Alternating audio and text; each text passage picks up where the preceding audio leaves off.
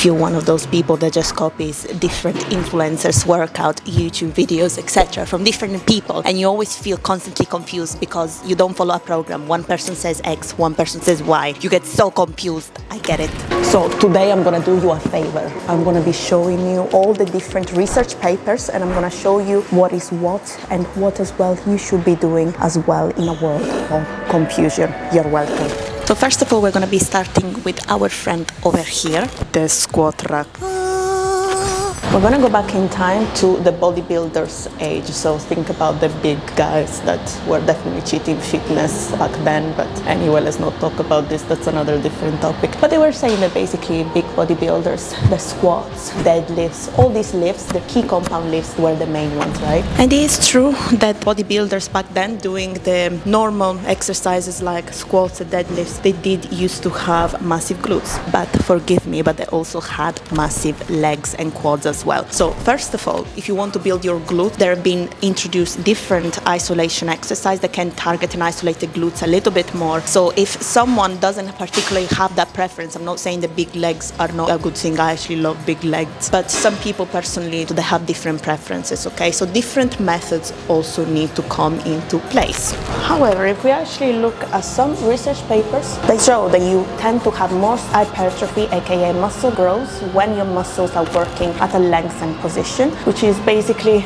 during exercises like, for example, squats, the lengthened position will be just right at the bottom because your muscles are lengthening, opposite to an exercise, for example, like hip thrust, where the peak of the movement is when your fiber and muscles are shortening. But speaking of hip thrust, we have another research paper that says, for example, that during EMG studies, which means that showing basically the activation of a muscle during an exercise, and it shows that actually hip thrusts are actually show greater glute activation than any other leg exercise, especially at the peak of the movement. They found a greater activation because obviously the muscle is contracting, okay? So they found this during this sort of studies too. And a lot of research has been made then for hip thrust, and obviously the inventor of hip thrust, Bert Contreras himself, the glute guy, has been doing several studies as well. He basically invented the hip thrust, right? And showed the benefits as well of it and how much he could grow your glutes working on the contraction position, opposite to what old bodybuilders used to say instead before, where actually in order to grow your glutes you need to squat. As obviously glute building and muscle building in general, and for the ladies, women as well started being more interested in the gym as well, not just for the glutes but also to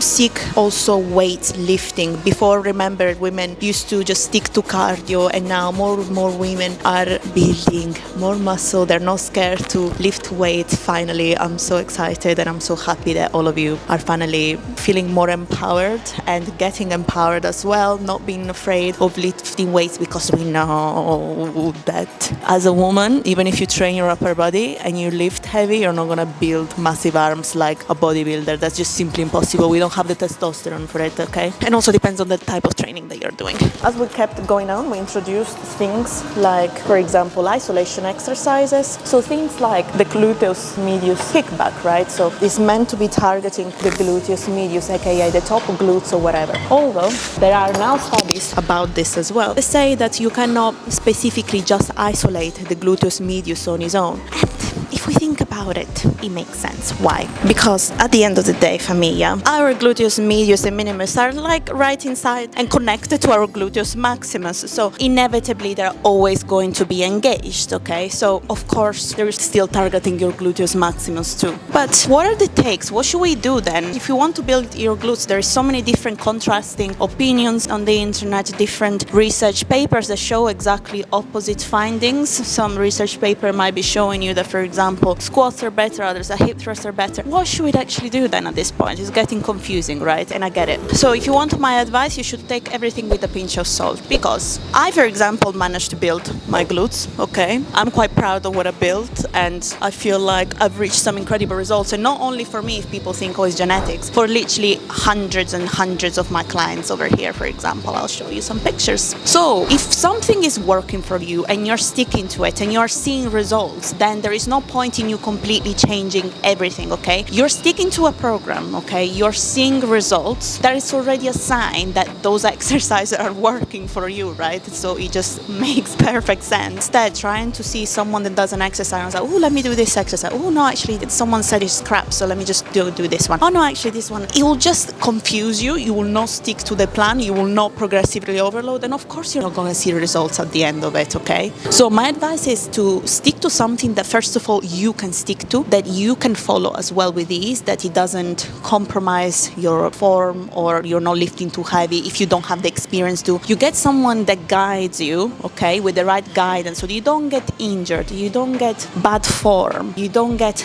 mobility or joint problems, and you do the exercises aiming at progressive overload, the right exercises that will help you grow regardless, okay? So if you want me to help you, okay, I've done literally hundreds and hundreds of plans. I've helped hundreds of women all around the world. So if you want me to help you, as always, Famiglia, link in the description box below. Ultimately, what I also recommend, Famiglia, is do not just copy different information from different trainers and coaches, because most likely they will be following different approaches. So you're basically applying two different theories and it's not going to take you anywhere. So you're better off sticking to a program and just follow it through and see some actual gains. And if someone is already dissing other people or bashing certain exercises, that's already a red flag, because first of all, the reason why they do it is so that they get more clicks and more views, because obviously they do very controversial topics, they get controversial ideas that people will want to click and watch. There's so much different research about different things, so you can't say that your theory is right and he's completely wrong. That is not true. That's not in science. There's still more research applying, there's still more things that are coming as we start developing more research gets done into it. So you need to get an open mind, and instead of bashing and trying to take the piss out of other people, other trainers, other coach, you should do your research, be open-minded, because as well, people have different needs, okay? Just because you feel like you can do barbell squats straight away doesn't mean that someone that is a beginner, for example, could jump into barbell dip squats. That is something that is not going to work for them. And it's the same, for example, for someone that has got injuries, poor mobility as well. There are different goals, people that want to train at home. That's why I do personalized coaching and one-to-one coaching, because everyone is different, so you have to cater for everyone, okay? So ultimately, that is why you need to understand there is no one program that is going to work for everyone. It depends on the person's needs, on the starting points, their goals, what they want to achieve. There is never going to be one size fits all. That being said, I hope that helped you a little bit. Continue doing what you're doing if it's already working, or hire someone that can guide you and help you with a good program. Not only the exercise, by the way, but the nutrition is super important. Anyway, Famiglia, thank you so much for watching. Don't forget to like and subscribe, and see you next time with another video.